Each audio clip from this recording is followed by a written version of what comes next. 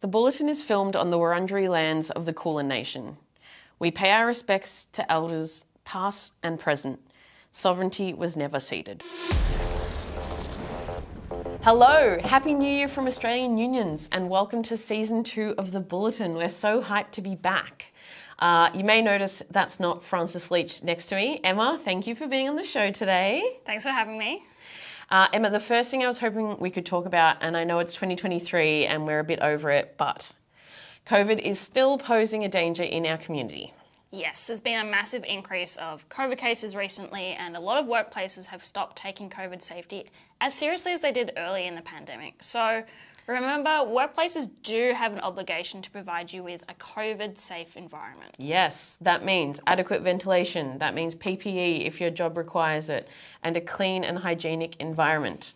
But don't listen to us about it. Google Australian Union's COVID Aware or call our support centre on 1300 486 466.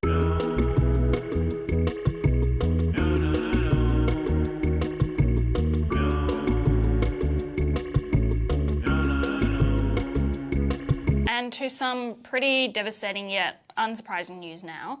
Just last week, Oxfam published their Survival of the Richest report. Many Australians are seeing cost of living pressures starting to really bite. And a new report suggests that Australia's richest 1% has now amassed 10 times more wealth than the bottom 50% combined. The Survival of the Richest data from Oxfam also shows that both extreme wealth and extreme poverty have increased simultaneously for the first time in 25 years. The report found that since 2020, the richest 1% of the world's population have hoarded almost 2/3 of all new wealth.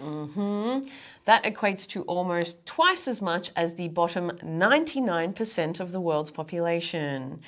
One of the other stories that they highlight in the report is this. Elon Musk, one of the world's richest men, paid a true tax rate of just over 3% from 2014 to 2018.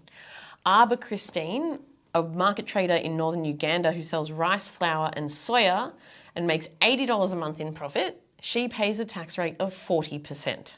Wow, that's pretty atrocious. I mean, that is so unjust. It would seem to be made up, but no. I know. It sounds like a post-apocalyptic novel.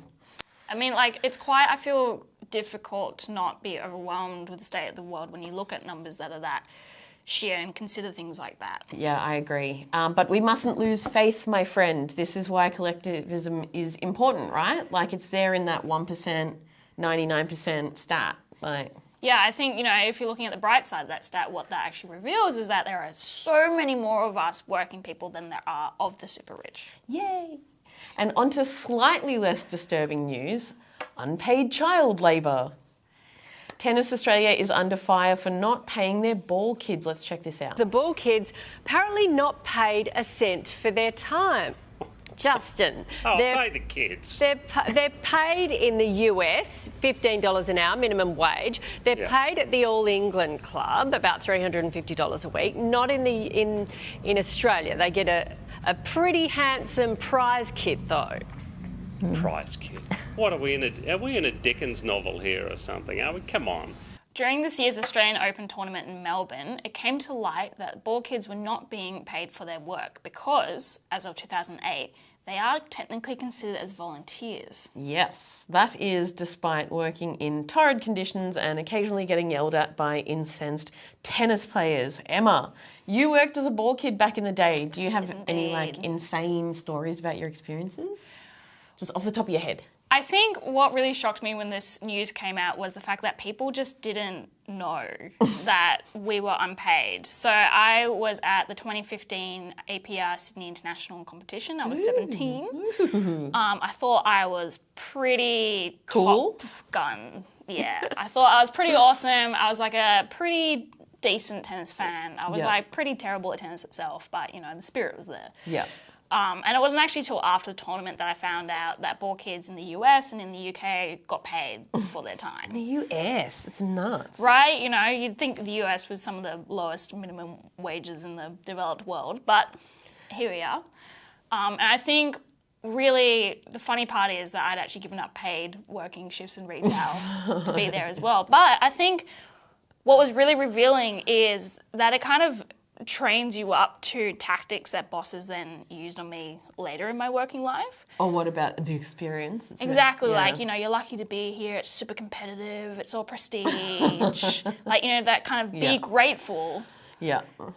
And, you know, I did enjoy the experience, but looking back on it, especially when I discovered that those other ball kids were paid, I was pretty miffed, and frankly is still miffed to this day. Yeah, it's insane. It's like, I don't think Tennis Australia is like strapped for cash. No, I mean, there's been discussions this year about how this is some of the best prize money that's going out at the Australian Open. So, yeah, they're not exactly Struggling. scrummaging around. Yeah, it's not a charity event. Guys, thank you so much for joining us for, I guess, season 2 of the Bulletin. Thank you for watching. Francis isn't here to like tell me off for not saying this properly, but I like, share, subscribe. Emma, can you say the other bit? Seize the means of production, and by that I mean join your union.